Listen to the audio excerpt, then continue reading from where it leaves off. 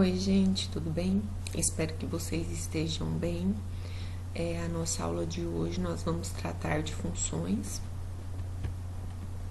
que é um dos conceitos mais importantes da matemática, tá?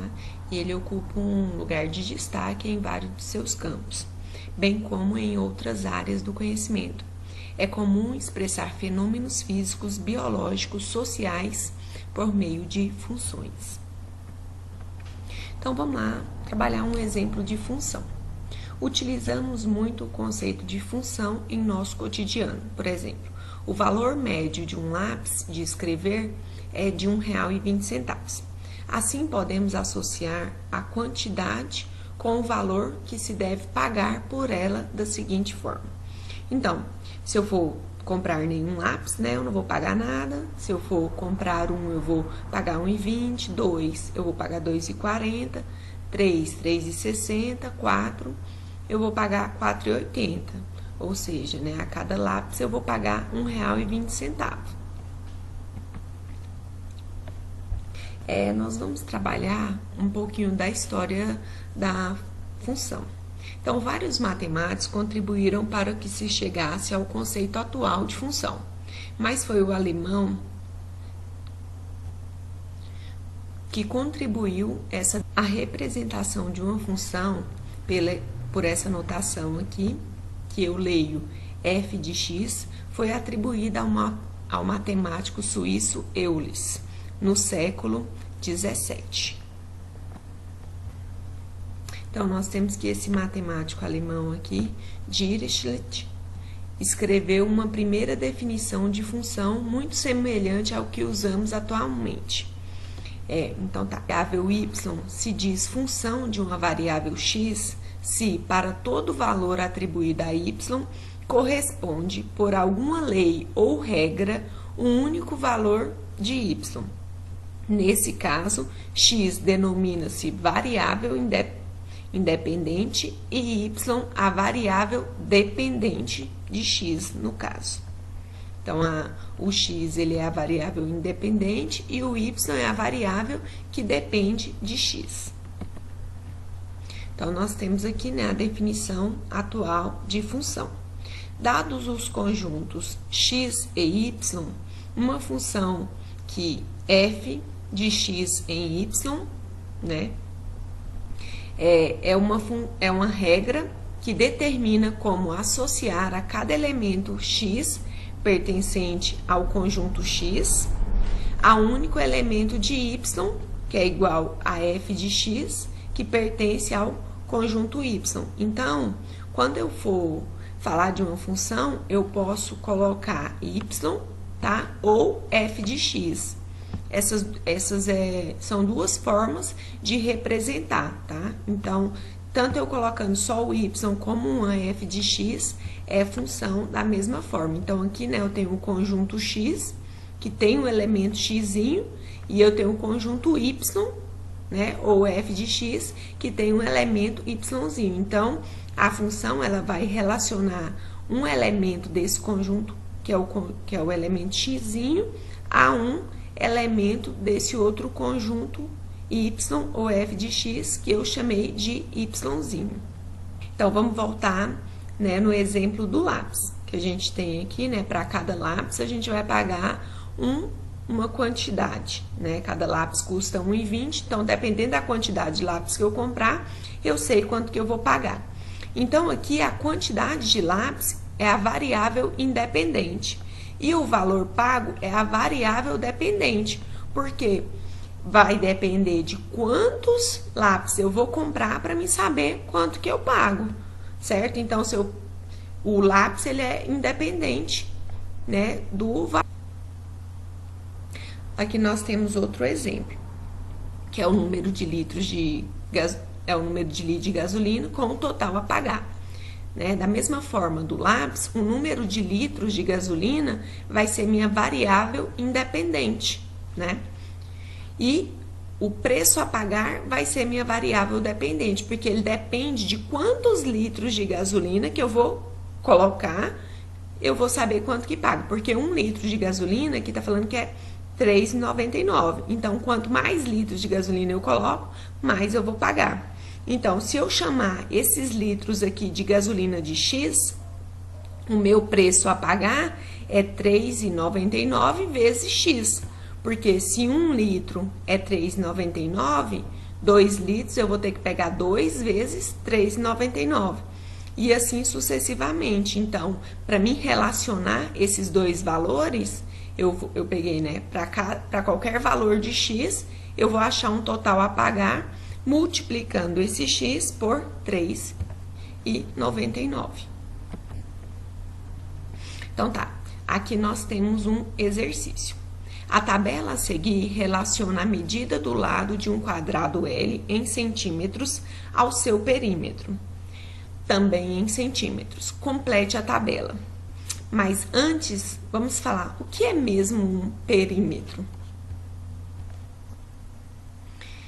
Então, o perímetro, né, é a soma dos lados de um quadrado, nesse caso.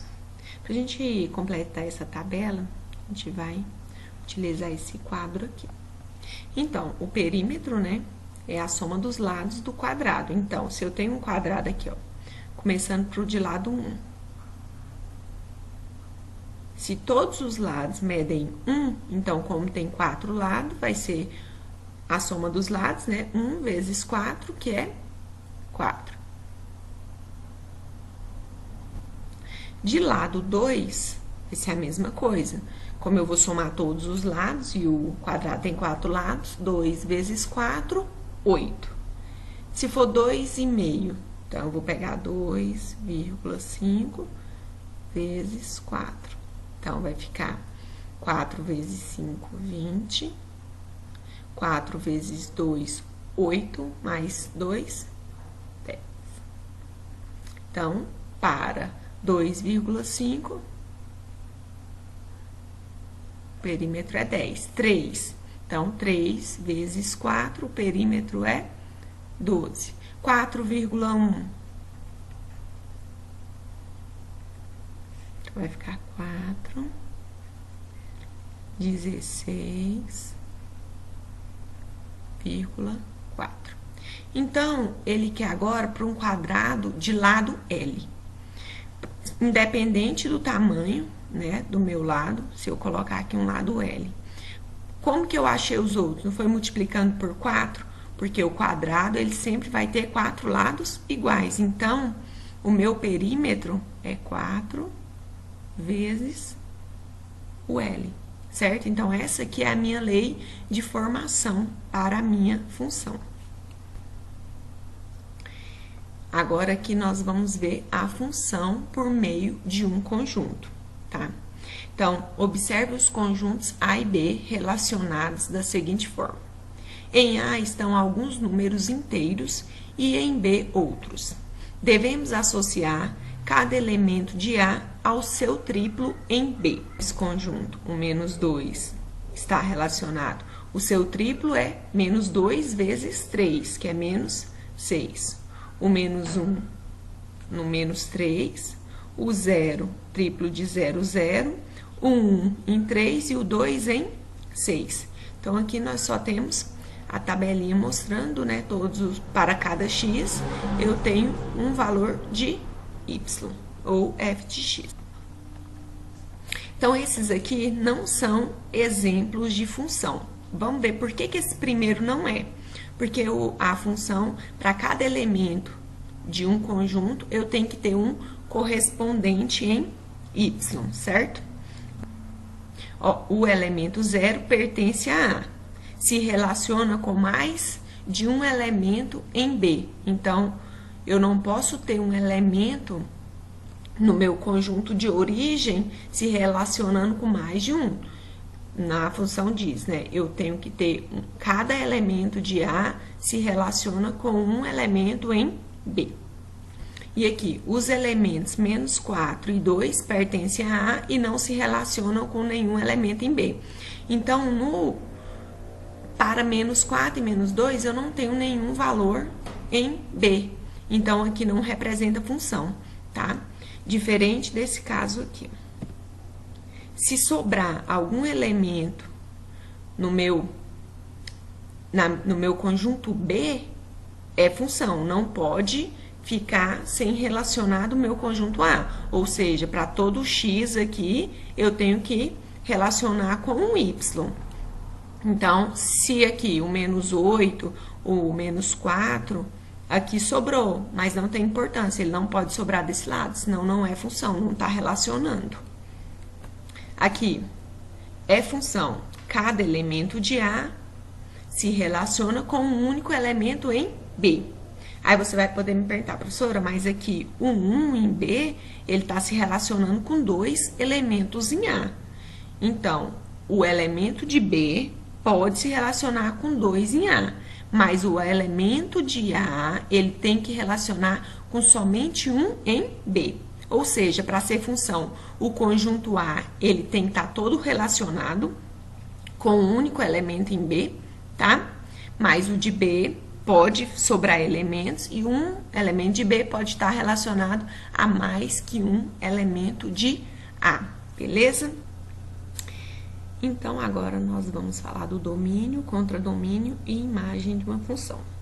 Então, dado uma função f de A em B, o conjunto A chama-se domínio da função e a gente vai usar a notação do D maiúsculo, tá? E o conjunto B, contradomínio da função, que a gente vai usar CD maiúsculo para contradomínio, tá? Para cada x pertencente a A, o elemento y pertencente a B chama-se imagem de x pela função f, ou o valor assumido pela função f para x pertencente a A. E representamos por f de x ou y igual a f de x. Olha só. Então, assim, o domínio são os valores do conjunto A, né? O contradomínio são todos os valores do conjunto B. E a imagem são os valores que, quando eu aplico o valor da função no domínio, eu encontro o seu correspondente no contradomínio. Olha só. Aqui nós temos um exemplo para ficar mais fácil para vocês entenderem. Ó, dados o conjunto A, 0, 1, 2, 3. O conjunto B, 0, 1, 2, 3, 4, 5, 6. Vamos considerar a função de A em B, que transforma x pertencente a em f de x igual 2 vezes x, e esse pertence a B, tá? Então, o domínio, como eu falei, são todos os elementos de A, certo? Então, aqui no caso A é 0, 1, 2 e 3. E o contradomínio, CD, são todos os elementos de B, 0, 1, 2, 3, 4, 5, 6. Mas quem são as imagens? A imagem é o valor que eu, aplicando meus valores do domínio, eu encontro um valor no meu contradomínio, tá? E esses valores são minha imagem. No caso aqui, né, 2 vezes x, o primeiro valor de x que eu tenho aqui em A é 0. 2 vezes 0, 0. Então, eu encontrei uma correspondência em B, 0. Segundo valor, 2 vezes 1, 2. 2 vezes 2, 4. 2 vezes 3, 6. Então, esse aqui, ó, que está de verde, 0, 2, 4 e 6, esse é chamado a minha imagem, tá? É o valor que, quando eu aplico a minha função, eu encontro no meu contradomínio. Então, eu vou aplicar os valores do meu domínio, da minha função, e aí eu encontro a minha imagem no contradomínio. Eu peguei outro exemplo aqui pra gente fazer juntos, tá? Pra ficar mais meu domínio, que é o conjunto A, né? Então, aqui o domínio já é A, que é 0, menos 1, menos 2 e menos 3. Eu tenho meu contradomínio, que é B, então, esses aqui, né? 1, 0, menos 1, menos 2, menos 3 e menos 4. E aí, quem que vai ser minha imagem? A imagem é o I maiúsculo, certo? Vamos lá. Então, para mim achar a minha imagem, eu vou ter que pegar meus valores que estão no domínio e aplicar na minha função. Então, primeiro eu vou calcular f de 0. No lugar de x, eu vou pôr 0.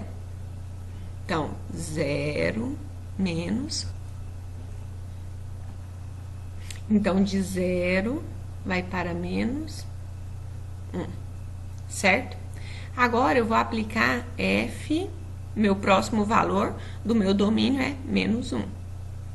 No lugar de x, menos 1. É f de menos 1, então, menos 1 igual a menos 2. Então, f de menos 1 vai em menos 2. Vou pegar o próximo, f de menos 2. Então, vai ficar menos 2 menos 1, menos 3. Então, de menos 2 vai em menos 3. E o f de menos 3, aplicando de novo, menos 3 menos 1, menos 4. Então, f de menos 3, menos 4, certo? Então, minha imagem vai ser esse conjunto aqui, né? Menos 1, menos 2, menos 3 e menos 4. Então, só para ficar claro para vocês, o meu domínio são todos os valores de A, tá? O domínio da minha função. O meu contradomínio são todos os valores de B, tá? E a minha imagem corresponde aos valores do meu domínio aplicado na minha função, tá? Então, eu vou pegar os valores do meu domínio e aplico na minha função. Os valores resultantes serão a minha imagem, tá bom? Então, lembrando que essa é a função, né? Porque todos os valores de A têm uma correspondência em... Agora, nós vamos ver o domínio de uma função real. Toda função tem domínio, contradomínio e lei de correspondência. Quando é citada uma função f de A, já ficam subentendidos o domínio sendo A e o contradomínio sendo B, como eu falei. Às vezes, é representada apenas pela lei, ou seja, pela fórmula,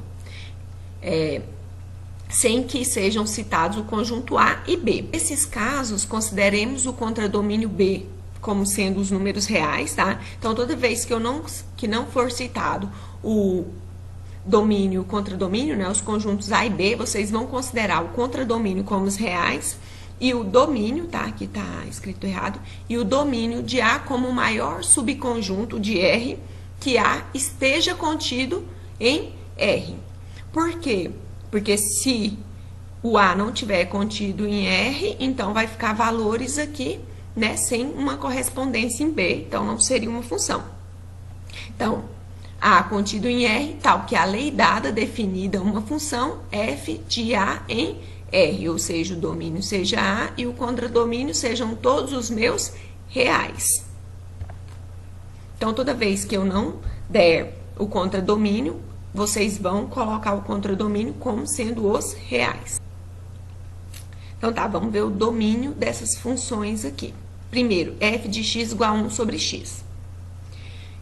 1 sobre x, ela só é possível nos reais se o x for diferente de 0, né? Pois não existe uma divisão por 0. Então, 1 dividido por 0 não existe. Então, o domínio dessa função aqui é todos os reais menos o 0, que tem essa notação aqui, né? Esse R de reais e um asterisco, certo? Então, aqui eu só vou tirar o 0, o resto tudo é domínio, o contradomínio são todos os reais. Eu não tenho que preocupar com o contradomínio são os reais. A minha preocupação é encontrar o domínio, onde que essa função vale, tá? Aqui, f de x igual raiz de 3 menos x. Então, o contradomínio são os reais e o domínio dessa função. Onde que eu consigo encontrar os valores para essa função? Olha só, nos reais, a raiz quadrada de um número negativo, ela não existe. Então, esse valor aqui dentro da raiz, ele tem que ser maior que 0.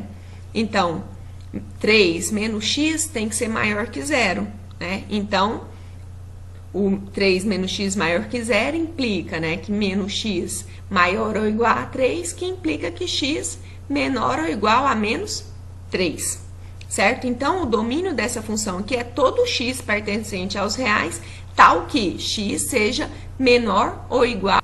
Para construir o gráfico de uma função dada por y igual a f de x, com um x pertencente ao domínio, no plano cartesiano, devemos construir a tabela de valores de x escolhidos convenientemente no domínio D e com valores correspondentes para y igual a f de x.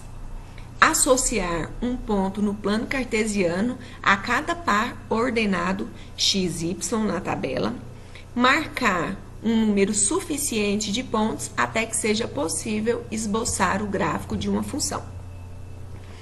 Então, olha só, nós vamos escolher, né, uns valores no domínio, tá? E vamos aplicar na função para encontrar a nossa imagem, né?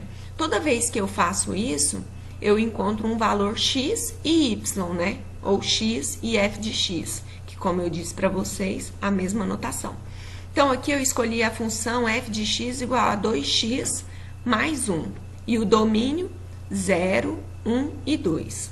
Então, tá. Para x igual a 0, aplicando na função 2 vezes 0, 0, mais 1, 1. Aplicando o x igual a 1, 2 vezes 1, mais 1, 3. E o x igual a 2, 2 vezes 2, 4, mais 1, 5. Então, com esses 3 pontos, eu já consigo traçar esse gráfico. Olha só. Então, para x igual a 0, o y é 1, marquei como ponto A. Para x igual a 1, o y é 3, marquei o ponto B. E para x igual a 2, o y é 5, o ponto C. Então, o gráfico é essa reta aqui, que passa pelo ponto A, B e C.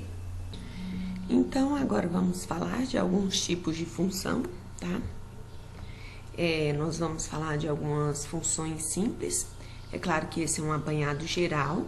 Eu vou fazer nas próximas aulas cada um desses tipos de funções, tá? Ou pelo menos boa parte delas. Então, nós temos a primeira, né, que é dita a função identidade, e ela é definida a partir da relação f de x igual a x, tá? Que associa um elemento do conjunto a um dos números reais a ele mesmo. Essa função é um caso especial de função linear, tá? Então, nessa função, nós temos que o domínio, ele é igual ao contradomínio, que é igual à imagem, que são todos os reais, tá? Nós temos também a função linear. A função linear, mais geral possível, ela é escrita como f de x igual a ax, tá? Onde que a, ele pertence aos reais e a é diferente de zero. Então, aqui nós temos dois exemplos de uma função linear, tá? Então, é um f de x igual 2,5x, né? Onde que esse 2,5 aqui é o meu a, e uma g de x igual raiz de 3x, onde o raiz de 3 também é meu a, tá? Aí, nessa função aqui, o domínio também é igual ao contradomínio, que também é igual à imagem, que são todos os números reais, tá? Ela é válida em todos os reais. Temos aqui a função constante, que ela associa cada valor da variável x a um mesmo valor de b, né? Então, f de x é igual a b, tá? Nós só temos o b aqui, né? E o b pertence aos reais. Então, nós não temos um valor que depende de x, né? Então, essa função onde nós só temos esse valor de b, ela é chamada de constante, tá? E ela é representada por uma reta horizontal. Então, aqui nós temos f de x igual a 0,2, g de x igual a 3,1415, h de x igual a menos 5, tá? Então, a função, o domínio, ele é igual ao contradomínio, né? Que é todos os reais, porém, a imagem vai ser somente o b, né? Que é o único valor que essa função, ela assume. Nós temos a função afim, né? Também dita função de primeiro grau. Nós definimos a função afim como aquela que resulta da soma da função linear dada e da função constante. né? Porque a função linear, ela é do tipo AX. E a função constante, ela é do tipo B. Então, a função afim, ela é AX mais B, né? Onde que o A e o B, eles pertencem aos reais. E é claro que o A tem que ser diferente de zero. Então, aqui nós temos, né, 3 exemplos de função afim, que é um f de x igual a 2x mais 1, g de x igual a menos 3x menos 9, h de x igual a 0,3x menos 5, tá? E o gráfico dessa função, ele sempre será uma reta, tá? E é claro que quando a gente for estudar mais a fundo, né, a função afim, a gente vai ver quando que essa reta vai ser crescente, quando ela vai ser decrescente, certo? Então, o domínio e o contradomínio e a imagem dessa função também são todos os reais. Nós temos a função inversa, né? A função inversa de x associa cada número real diferente de zero o inverso do seu valor, e ela é definida por 1 sobre x, tá? Então, 1 sobre x é a inversa, né? Eu vou pegar, o meu numerador vai ser 1 e o denominador vai ser o número x, tá? E essa função, o domínio dela são os reais menos o zero, tá? Ela não é definida no zero, esse símbolo aqui quer dizer os reais menos o zero, e a imagem também são os reais menos o zero. Nós temos também a função modular, tá? A função módulo de x, representada por módulo de x, né? A gente lê esse x entre dois traços verticais como módulo de x. Ela é definida a partir da definição do módulo de um número real, isto é, f de x igual a módulo de x é x se o x for positivo, maior ou igual a zero, e é menos x se o x for menor que zero. Então, aqui nós temos 2 exemplos de função modular, tá? E aí, aqui nós temos f de x igual ao módulo de 2x, g de x igual ao módulo de 2x mais 1, e o gráfico dela, ela tem essa seguinte carinha aqui, tá? E nós temos também, né, a função quadrática, tá? Ou de segundo grau. Então, a função quadrática, ela é definida por f de x dos reais nos reais. Um f de x vai ser um ax quadrado mais bx mais c, onde a, b e c pertencem aos reais, e o a, ele é diferente de zero, né? Ela é quadrática, porque o maior expoente dela aqui é o número 2. Aqui nós temos alguns exemplos da função quadrática, tá? E a gente vai estudar a função quadrática em detalhes na próxima aula. Então, aqui nós temos, né, x quadrado mais 2x mais 1, 6x quadrado, 2x quadrado mais 5x, 4x quadrado menos 9. E o gráfico da função quadrática, ele sempre vai ser uma parábola, tá? E aí vai depender, né, dos valores de A, para a gente saber se essa parábola vai ser côncava para cima, côncava para baixo, mas a gente vai trabalhar isso em detalhes. E aqui nós temos a função exponencial.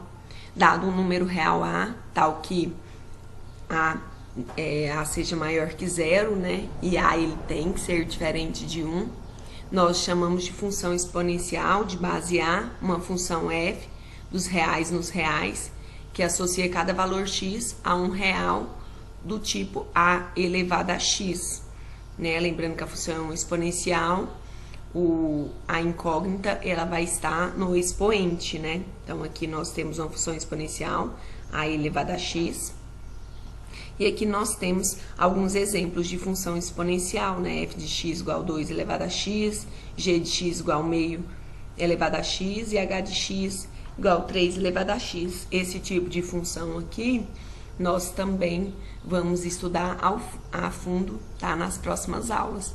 Essa é uma aula mesmo para vocês conhecerem, né? Alguns tipos de função, mas nas próximas aulas a gente vai trabalhar melhor a função.